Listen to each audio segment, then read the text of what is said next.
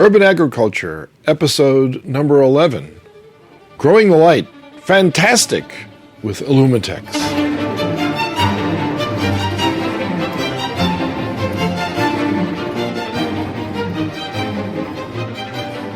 This is Urban Agriculture, episode number 11, recorded on December 3rd, 2014. Hey everybody, I'm Vincent Racaniello, and with me is Dickson Despommier. Hello, Vincent. How are you, Dickson? Very well, thanks. And yourself? You're sitting right next to me. I am. Well, you can still tell me how you are. The reason for that is we have some guests on, and we're trying to do video, but We do. here in the TWIV studio, it's not working. We have a vid-audio combination to do I can see today. one of our guests, but we can hear them all, so That's right. let's bring them on, So Dickson. wait a minute. What's the weather like outside? The Vincent? weather's miserable, Dickson. It It's is. been miserable all week. It is. I can see, looking out the window, it's completely fogged out. It's true. cloudy, Yeah, raining, right. and it's 7 degrees Celsius. And I'll bet you it's not like that down where we've got our guest coming from. Well, let's find out, Dickson. Let's do that. Our guests are both from Austin, Texas. Ooh. They are from a company we have mentioned before We have. here on Urban Agriculture, Illumitex. Yep. And they are Paul Gray and Chris Hammelef. Welcome, guys, to Urban Agriculture. Yeah, good morning, guys. Good to be with you. How's the weather down there? Yeah, it's probably warmer than where you're at. It's not really sunny today, but it'll be about 65. Oh, that's So, nice. But does it ever freeze down there in Austin? Not very often. Not we get often. Dallas gets worse weather than we do. We're south of that snow line, so we get into the high 30s, low 40s, but that's about it. And you never get snow, right? No. Never say never. Is your drought still in vogue? The drought is still happening. It's not as bad as what's going on in California. It's Right. gotten a little better. So. California is going to get inundated with rain over the next 2 days, so they're expecting landslides, etc. Yeah, correct. So we're getting better. Yep. Okay, good. Well, we'd like to start off this episode by just finding out a little bit about your background, where you came from, where you were raised and educated, and how you ended up at this company. Maybe we start with you, Paul. Well, I actually started with the company, I guess probably it's been about maybe close to 3 years now. I started as the horticultural scientist that was hired on to kind of revamp and restructure the in-house research that we've conducted, or that we had conducted and we're going to continue to conduct, along with kind of facilitating our partnerships in the plant science community. My formal background in terms of my education is in the plant sciences. So that was obviously what brought me on to Illumitex. Since that time, my role has transitioned into the technical sales, technical assistance, along with running our horticulture side. So my title is the VP of Horticulture Lighting Solutions. That's kind of now what my focus is here at Illumitex. Where are you from originally? Are you from Texas? I'm from Texas. I grew up in Richardson, just north of Dallas, and then my family moved back here, or I guess moved down here to Austin, I guess about the mid-90s. So, and then since then I've been in Texas. Where'd you go to college? I went to Stephen F. Austin State University out there in good old Nacogdoches, or Nacogdoches, as some people say. Nacogdoches, look at that. And you majored in plant science there, is that right? That is correct. So I have my master's in botany with an emphasis in plant pathogen interactions. I kind of helped develop a plant breeding program for one of the plant material centers, the USDA plant material centers there in East Texas, for various native prairie land grasses. And how did you? I presume Illumitex wasn't your first job out of college, although you look very young. Well, it was pretty close to one. I did some kind of consulting work for Frito-Lay, and then did some of the work worked at the USDA Plant Material Center, and then did some various kind of just consulting jobs. And then I also worked for Bank of America as a loan officer. A lot of my background is also in math and statistics. So that was a good fit. And then realized things weren't going to go so smoothly, out there in that community. So you play offense and defense. there you go. How about you, Chris? Are you from Texas also? No, I grew up in Detroit, so pretty far away. Went to University of Michigan. So I have 2 degrees, electrical engineering and computer engineering. But my whole business career has been mostly on the East Coast. my wife and I, in every city from Boston to Atlanta, every one.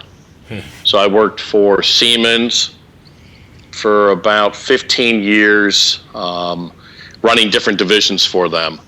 And then I transferred to lighting 20 years ago to a company called Genlight, which was bought by Philips.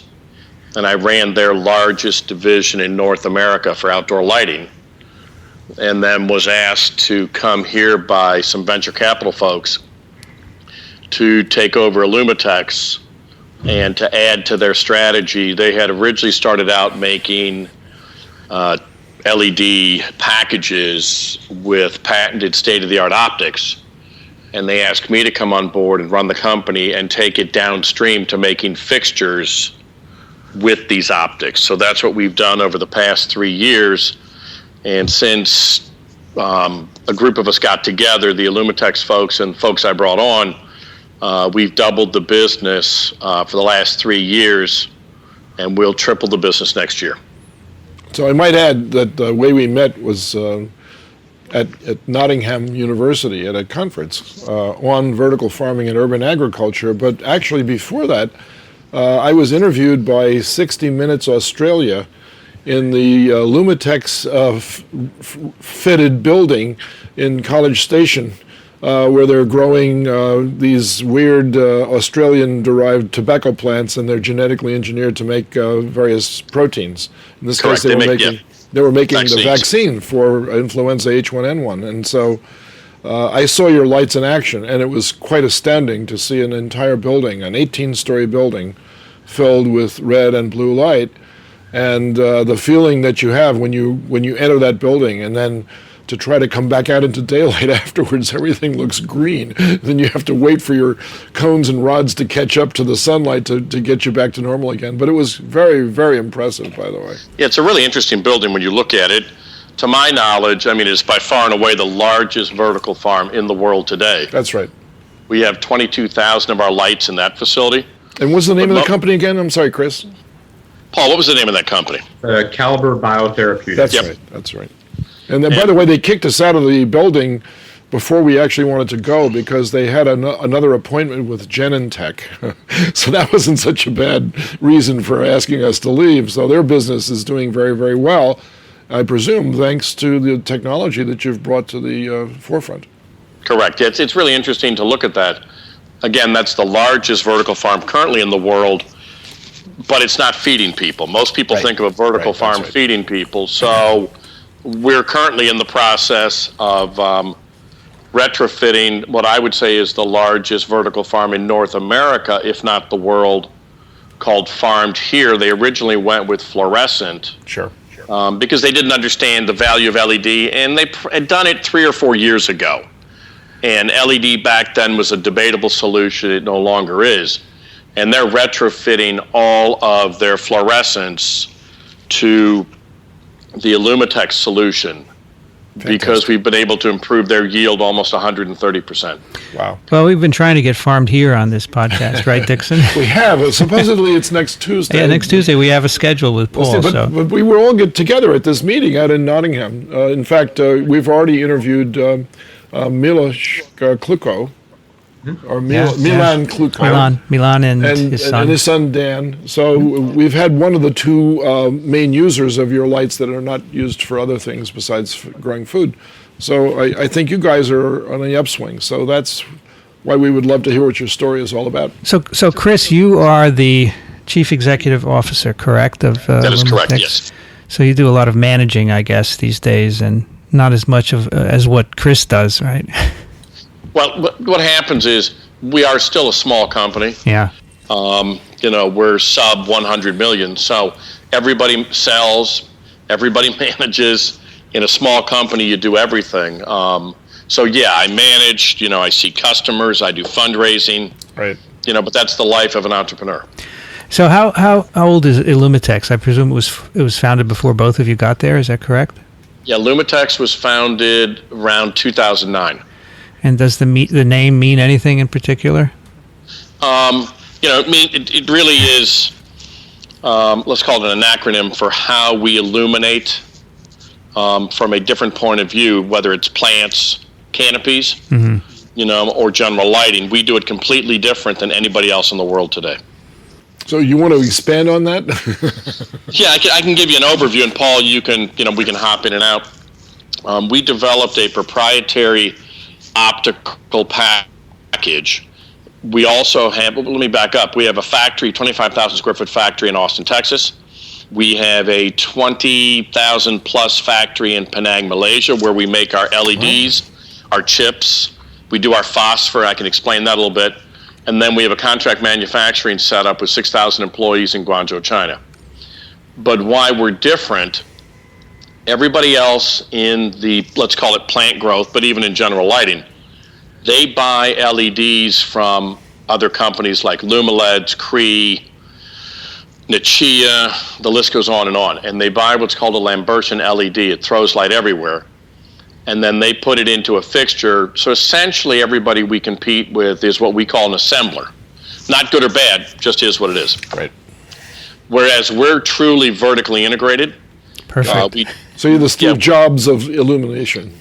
Start to finish, you make everything. I think he'd like to be alive, though. Yeah, I'd like to be alive, so let's not go there. Maybe I'm Bill Gates. But what happens here right. is the key thing for people to understand who listen to this podcast, we do our own phosphor. And the reason that's important, and we do our own dye. So it's critical to understand our wavelengths when we say that they're 450 or 660. They are 450 or they are 660 or any wavelength the customer wants. When you buy LEDs in the general market, there's no way to guarantee you're getting that exact wavelength. It doesn't work that way. Since we only provide product to ourselves, we make sure the wavelength in the horticulture market is exactly what we say it is. So we make our own packages, we do our own phosphor, we do our own wire bonding, very high-tech integrated circuit manufacturing that we do in Penang, Malaysia, and it's our factory.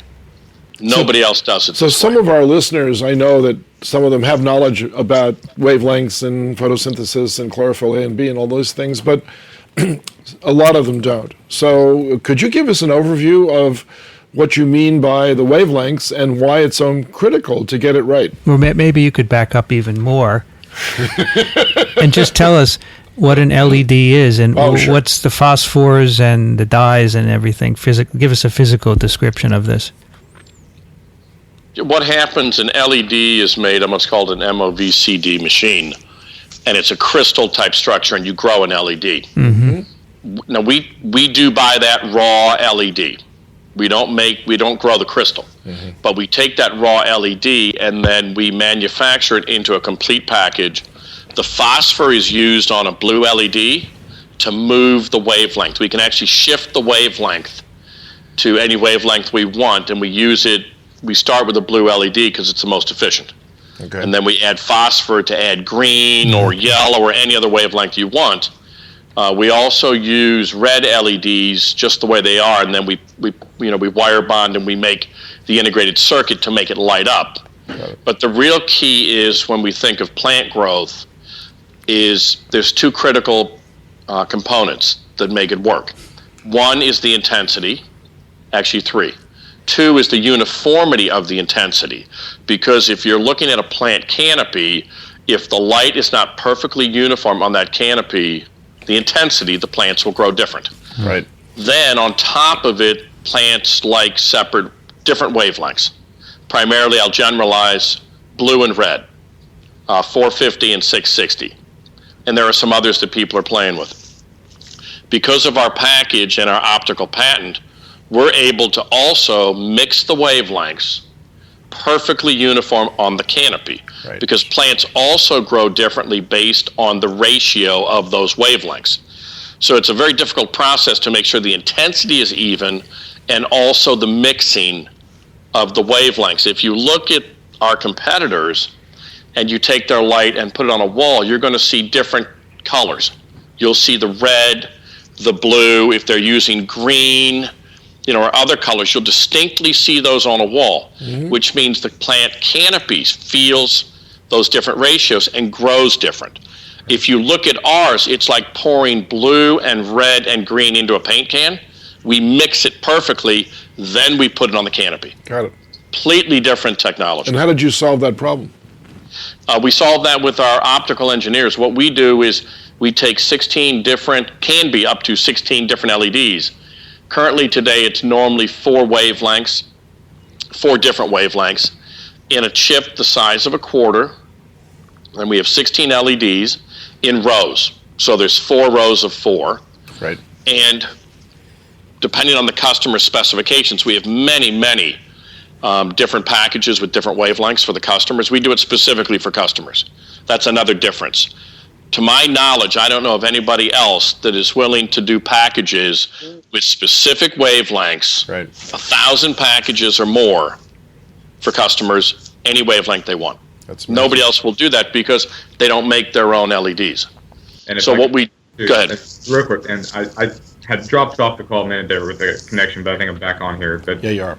the other reason why that's also so important is that as the scientific community further kind of increases its knowledge base in terms of the different wavelengths that elicit specific responses or gene expression in plants, we will be able to very easily facilitate that need as that knowledge base increases because of our vertical integration of being able to take any wavelength that we need and quickly putting it into our standard product. Wow. So we're very flexible for the changes that we know will happen moving forward. So what was your solution for getting them to mix together, like pouring them all into a single can and then it all spills out of the same color?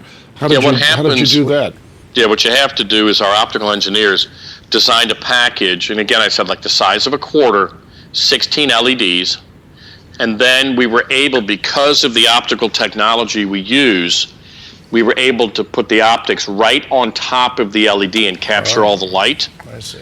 And then we mix it at the atomic level, essentially, right there at the LED, and our beam angle comes out at 50 degrees. Marvelous. If you look at anybody else, you'll see a red LED, a blue LED, a green LED, and then they just keep repeating it because the LED package is so big, the one that they're using, which is a standard commodity LED, that you can't mix it properly. It wasn't designed specifically for horticulture.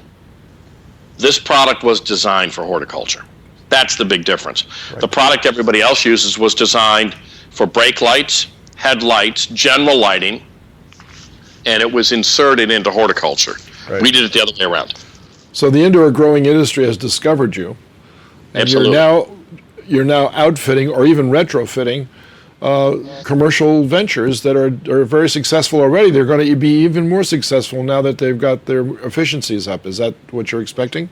Yeah, what you're seeing from us is we're able to cut the energy up to 50 to 60%. Again, depending on the legacy light source they're using, whether it's high pressure sodium or fluorescent, we're able to cut that energy, and then we're able to give our, let's call it our farmers, our indoor growers, right, yields conservatively 50% increase.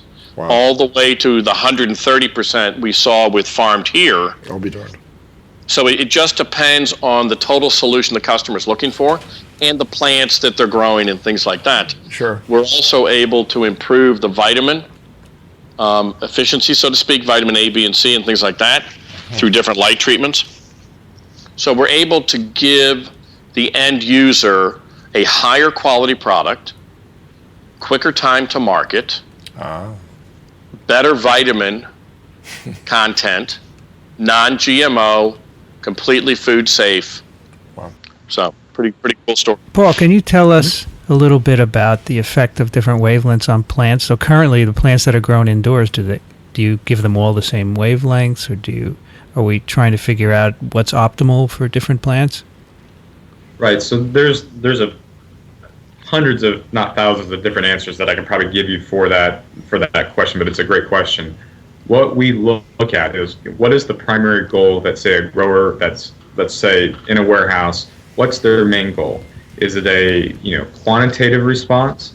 Is it a qualitative response? Mm-hmm. So from our background and from our experience and from our research and from things that we've seen in the field numerous times over, we can recommend, say, a particular, say, spectrum or series of wavelengths that drive the highest level of photosynthetic, say, activity. which will then result in, say, the highest biomass per watt that we can produce in terms of a plant. So Caliber was a good example. Their single goal was producing as much biomass as possible that they then use for the manufacturing of the vaccines. They don't really care so much what the actual plant looks like because it's all about the biomass. Where we have other customers that are very focused on shortening internodal distances. So in that case, we'll use a spectrum that has a little bit higher blue content. So there's different wavelengths that we use for those specific responses within plants. It's always kind of an assessment that we make in the actual, say, setup that somebody is using, because other factors like the temperature, CO2, relative humidity can also be a pretty big factor in terms of eliciting that response. So we will tailor the spectrum along with intensity and all those aspects to get to that end result. So that's kind of a general, answer to that question in terms of how we apply specific wavelengths and spectra to elicit those specific responses. Now, if a grower wanted to experiment, would that require changing bulbs, or can a bulb be tuned to get to emit different wavelengths? That's also a great question. So we have a series of static spectra and supplemental wavelengths that we use, but we also have a fixture which is called our quantum fixture that has a series of wavelengths that we allow the user to precisely control all the way from a 100% power value down to 1% and then to a soft off. What that allows the user to do is they can go through a whole range of intensity treatments on the plant to understand, is it a PPFD intensity effect? Is it a spectrum effect that's drawing out that response? But we use the quantum fixture, and in fact, there's a group there in Den Bosch in the Netherlands called Plant Lab that is exclusively using our quantum fixture. Oh, that's great. Doing those types of experiments. So do you have growing systems at Illumitex in Texas that you can play with as well, or do you also use other people's laboratories? So we do a lot of a partnership work in terms of on the research side with our clients out there in the field. Because we've moved into this new facility, we're still ramping up some of the things that we've set up here. In the past, yes, we've had multiple lab setups at the office. We're working on doing something a little bit more grand in terms of the scale. So we're still in the process of kind of fitting that out at the moment. Nice.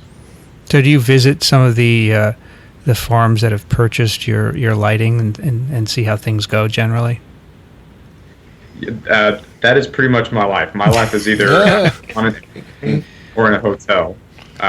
It's we travel across the globe seeing our customers and their installations, doing kind of quality checks to see if there's is there another benefit that we can draw out of the system through the use of our lighting. So it's not we'll come up with a solution based upon our customers' needs and their goals, but sometimes that changes over time, or we may come across a scenario where we realize we can further optimize or further capitalize on a benefit even after the lights have been installed. So that's what our team of scientists focus on, is always looking at how we can truly optimize a system, not just now, but also in the future. So that's why we do travel to on-site throughout across the globe. Yeah, I think what happens with us also, where we're different, is we sell a solution to our customers. We don't sell light fixtures. So what Paul and his team is to help our customers with their solution and how to get higher yields, higher quality. So once we sell a customer, we're essentially with that customer for life. That becomes an additional laboratory for us to continue to fine-tune not just the lighting, but the nutrients and CO2 and humidity and all the variables that go into growing a plant most effectively. So we help them along that journey, which in most cases is at least a couple-year journey till they get to the point where it's exactly the growth and exactly the quality they want, and we're no longer needed. And that makes us very different from everybody else. Sure. Most of our competition sells lights. We sell a solution to the farmer to improve their yield and quality and improve their return on investment. Do these lights burn out, quote unquote? They currently last for 70,000 hours. LEDs will not burn out. LEDs just slowly fade, but they never actually turn off like traditional lights. Kind of like you, Dickson. We go 70,000 hours. Yeah, what happens is we run them for 70,000 hours. At that point, they've degraded by 30%. And what we tell our customers is once you've fallen off by 30%, at that point, we need to replace them or come up with, we have different solutions where we can turn the lights back up again. But that's important because lighting is directly proportional to your yield. Absolutely. I just calculated that's about 8 years of lighting, right?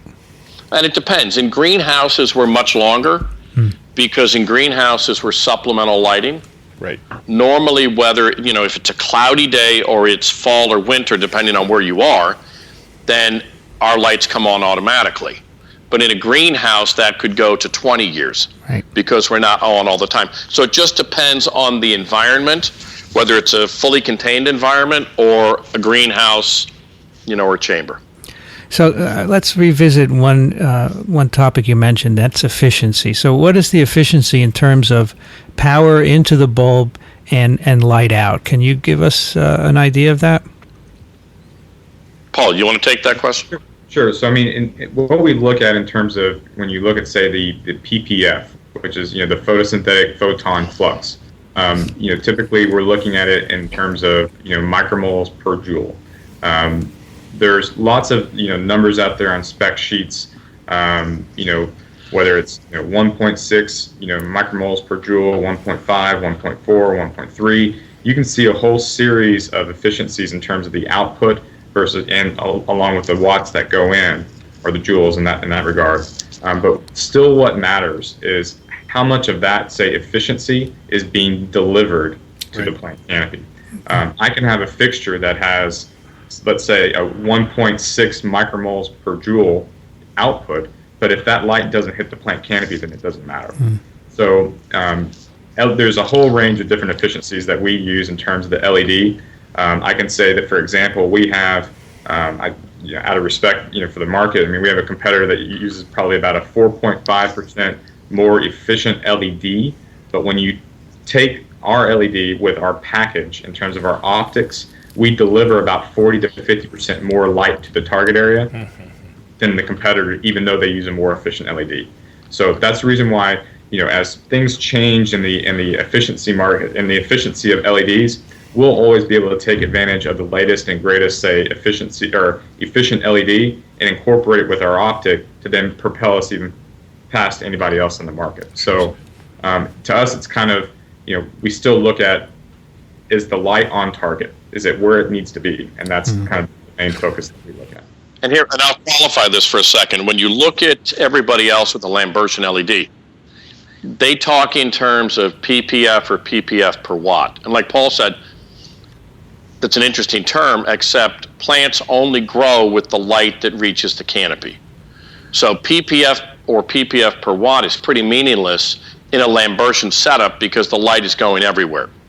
What we've asked the community to really take a hard look at is PPFD per watt, which is the light that reaches your canopy, because that is the only light that grows the plant. Light bouncing off a wall is not efficient. So our angle on the canopy with our fixtures, we only put light where it's needed. There's no wasted light. Everybody else throws light into the aisles, to the walls, all over the place. And every time light bounces, you lose 15%. So we're very efficient. We're the most efficient in the world at putting light on the canopy in the correct wavelengths and the correct intensities. Right. So over the last 10 years or so, because I've been to some of these conferences now, and I've heard various experts on lighting and growing food indoors as well talk about the revolution that the world is experiencing now for the LED growth industry. And the efficiencies are increasing, the fixtures are getting more streamlined, they're cheaper to manufacture, et cetera, et cetera. So if I were a beginning grower, if I wanted to start my own vertical farm, would it be smart for me to rent rather than to buy fixtures so that as the improvements occur, you can replace the ones I'm renting now with the more efficient ones that you guys just invented next week so that you could keep pace with these changes that you're talking about? How do you feel about that? It's an Is that a interesting tricky question? No, it's an interesting concept. You see this in all of lighting with LEDs. Yeah, Because in the old day, you could just replace a lamp. exactly. What we tell people is, and currently we do some leases, so I'm not saying we don't do that. Mm-hmm. But in general, what we tell people is we show them the ROI Right. based on their yield increase. And most of our ROIs are in the range of actually 6 months to a little less than 3 years. Oh, wow. Where you've paid for the fixture. So what we explain to all of our growers is, if you can invest $100,000 and get your money back in 18 months, why would you not do that? That's true. And so what we really try to explain is, this is all about increasing your yield and paying for the fixture. And once you've paid for it, if there is new technology that comes out that gives you another payback of 2 to 3 years, then you should probably invest in that.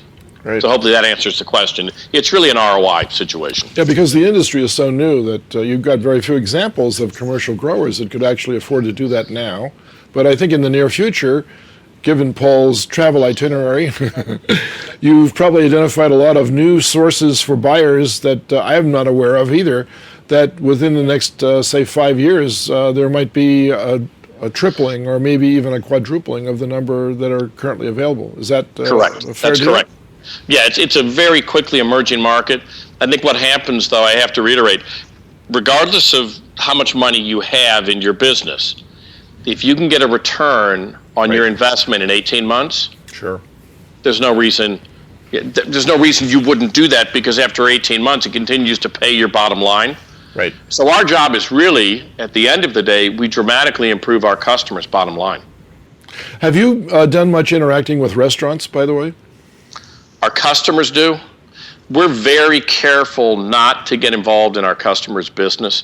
We provide lighting solutions to our farmers or our growers. No, I mean, what if a restaurant wanted to make their own produce? I know several in New York that do that now. We have standard products. We have standard products that they can purchase through our distributors that will do that in their kitchens. Right. Yeah.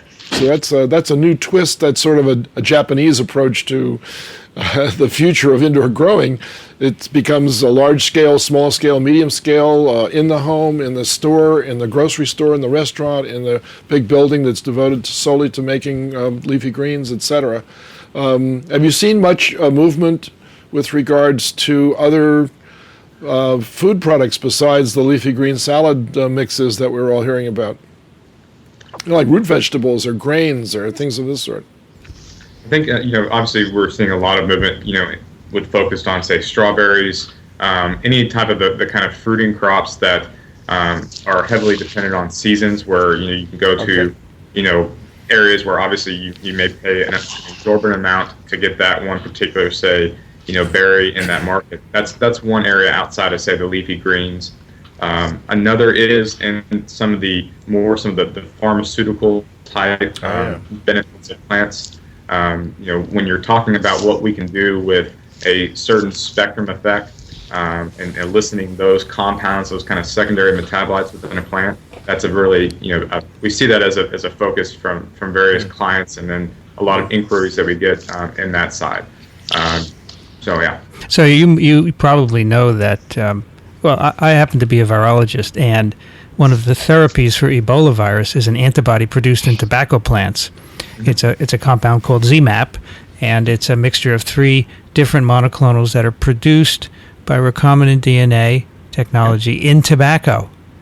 So that would, I don't know if that company uses your technology, but that's a perfect application where you have a standard plant that's used for all production of proteins, and you can actually tweak the light so it's perfect for it, right? Yeah, actually, our facility here in Texas is looking at doing the Ebola vaccine. They just have to get a contract with the government, so I'm not sure where that sits. But yes, our lights are perfectly suited to do that. And I also know that various vaccines are going to be made in tobacco, like the next generation influenza vaccine is going to be made one day in tobacco plants. It's actually in clinical trials right now. So correct. Beyond food production, as we've mentioned, there are lots of interesting other applications as well. Correct. It's interesting. We're also Obviously, from a medical point of view, we're the largest LED player in the 23 states today that have legalized medical marijuana. Got it. Yep. So that people forget about that. In a funny way, that's a fruiting plant. Yep. And if you go and watch some of the 60 Minutes videos, we help our customers produce a version of what's called Charlotte's Web that has no THC, just CBDs. And what it's doing is really helping these children with epilepsy and seizures.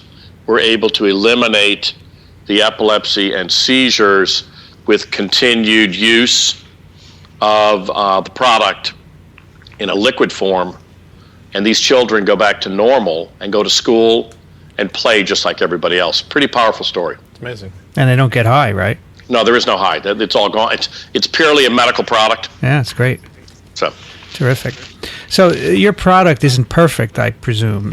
So what else needs to be done to make it even better? I mean, I guess you could get more efficient, but are there other things that are glaring that need to be addressed? Yeah, I think what's going to happen here in the future, efficiency will continue to get better, although currently today we put the theoretical maximum amount of light on a plant canopy for photosynthesis. So it's not about more light anymore. It's really about continuing to do the research with Paul's entire team and our team in Penang to determine exactly what wavelengths are needed to elicit very specific effects for our customers. And that's the research we do ongoing every day, in our facility, in our customers' facilities. And the one thing I would make sure people understand, when you do research on a small scale, sometimes it's not transferable to a big farm. It just, Right. you can't handle all the variables. That's why we do some research in Austin, but the bulk of it is with our customers Yeah. in 100,000 plus square foot operations, Yep. so that we're positive they can integrate it into a large grow, so to speak, or a large farm. Sure. Milan talked a lot about that when we interviewed him, because he had a small section set aside for testing out various lighting strategies, and yours was obviously one of those, and you emerged as the victor there. So following up on Vincent's... So I would tell you, it's going to be all about the wavelengths. Yeah. Good. So what about OLED? Want to talk a little bit about that? I think that technology has a ways to go from a cost point of view right now. If you look on Yahoo News, which is my ultimate source for everything that I believe, besides Fox, of course, the OLED paradigm has been championed today in the Yahoo News, and it's cost-effective according to them. Of course, that's their view of that. And I think that was a CNN news release. But I wrote this book some time ago now, in 2010, and I actually showed a picture of an OLED produced by GE. And I had to, beg, borrow, and steal to try to get that picture, by the way. But it's fascinating because you can make your television screens out of it, and you can bend it and wrap it around things. And I can imagine plants growing up through a continuous flow of photons that only strike the plant and never get outside that sphere. So it's a more controlled way of looking at the light, or how do you see it? I look at the OLED right now as, from a cost point of view, to integrate that into a fixture solution. It's not there yet. Mm-hmm. The LEDs may be cost effective, but to put them into a solution is not.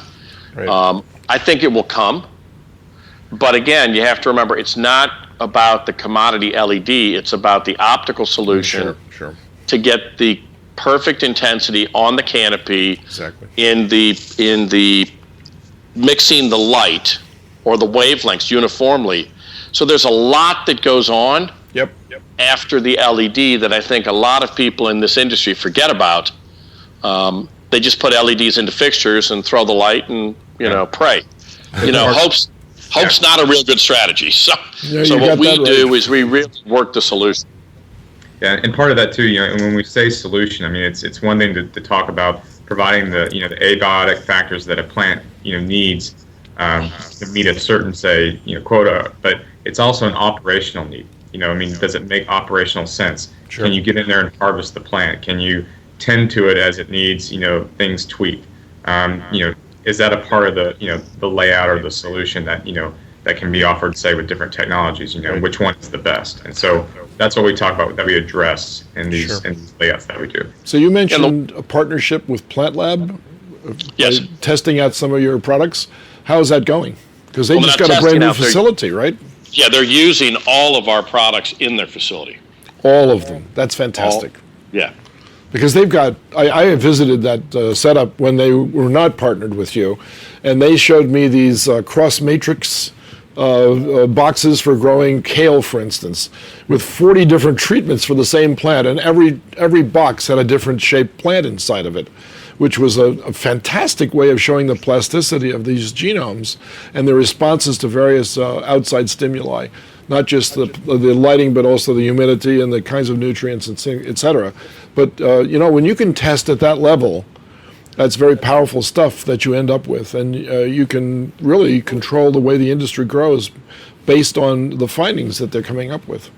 Correct, yeah. In my opinion, they are the state-of-the-art in the world today. Right. Bar none. We're going to get them on too, by the way. Maybe we'll go over there.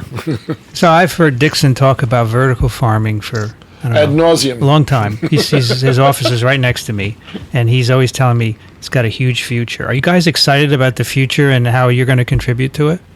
Yeah, what happens is it's interesting. We're excited, but also our venture capitalists. To my knowledge, and I could be wrong on this, we're the only venture capital funded plant growth company today. Right. So what happens, we have over 70 million invested in our technology. We have some of the largest venture capital firms in the United States, which is the world, today funding us, which allows us to continue the research and to do stuff like that to make sure we're giving our customers the best solution available.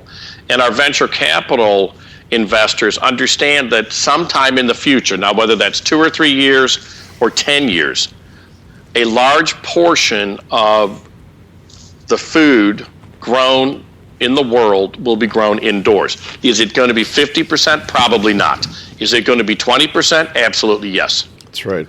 They know that for a fact. If that happens, Chris, if that happens, I did a calculation on the back of an envelope once that said that if every city in the world could grow only 10% of what they ate that was harvested from the land, and you could give back that 10% to the land for natural process, you could save 340,000 square miles worth of hardwood forest. Correct. And if you look at the chart of the CO2 pumping activity of humans into the atmosphere, this turns the clock back to 1980.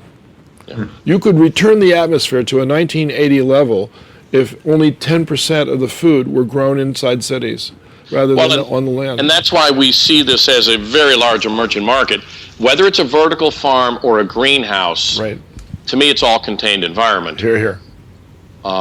Supplemental or in a vertical farm, our light is the only light. What we give to the consumer, which is what they've really come around on, is organic food. Yep. Or organic-like. Some cases you can't qualify it as organic, but it's food safety. Safety.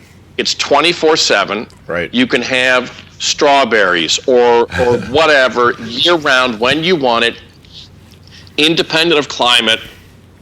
When you look at California right now, they're in a mega drought. They say the drought will last another 5 to 7 years. Yeah, you can't grow lettuce. They're in deep yogurt, as they would say. Yes. A vertical farm never has drought, uses 90% less water. Here, here. So you start to do the math. You repurpose buildings that are no longer being used. Yep. Plants don't care where they're grown. That's right. So, it's really farm to table is what people want, except most of the population is moving back to cities, not to farms. Exactly. So then the farms, philosophically, should follow the people into the cities Here, here.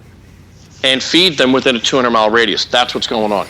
Are you aware of anyone in California who is starting to realize that indoor farming is necessary and ramping that up? Well, what we're seeing in California and Florida, not a vertical farm yet, but greenhouses with supplemental lighting with LED. That's right. To get the proper treatment, for yields and also for quality and things like that. So, Right. When we talked with Green Spirit Farms, right? Yep. The amount of water you save is phenomenal. yeah, 90% less water. Incredible. So by the time the next drought comes around, hopefully we'll be ready. And I think when people look at this and go, it's too expensive to do a farm inside when you can grow for free outside, so to speak. But when you grow outside, you have tractors, you have all those sort of things, capital expenses that you have to pay for. Paul, Right. you might want to talk to that for a second. Yeah, I mean, I think the big part of that too is, I know there are different individuals out there that debate, to what level, growing indoors on a vertical farm is, with the particular type of lighting, does it make economic sense? Well, it absolutely does, but you have to then look at, how is that food being distributed? What's the region, what's the location in terms of real estate costs, all those different things that should go into the metric in terms of does it make economic sense? And we're seeing that, obviously farmed here, Green Spirit Farms, and there's a whole handful, group of others that are having the success and making money. And so that's a big part of, I think, what people need to, kind of wrap their heads around is that it is possible and it's being done. So. I have one last question. We've learned today about how great your product is. Is there anybody out there that comes close that you're worried about? There's definitely competitors out there that we have in this space. Philips is one. I know Philips is going through some changes in terms of selling off their LED company. They're actually getting out of lighting altogether, but at the same time they still they definitely have a good product.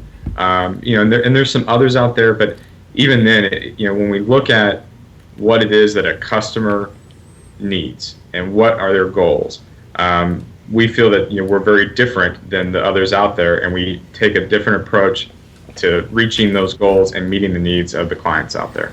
And I would say this also when you look at it, the emerging market of vertical farms and contained environment, to me, is similar to, in an odd way, the car companies, back in the early 1900s.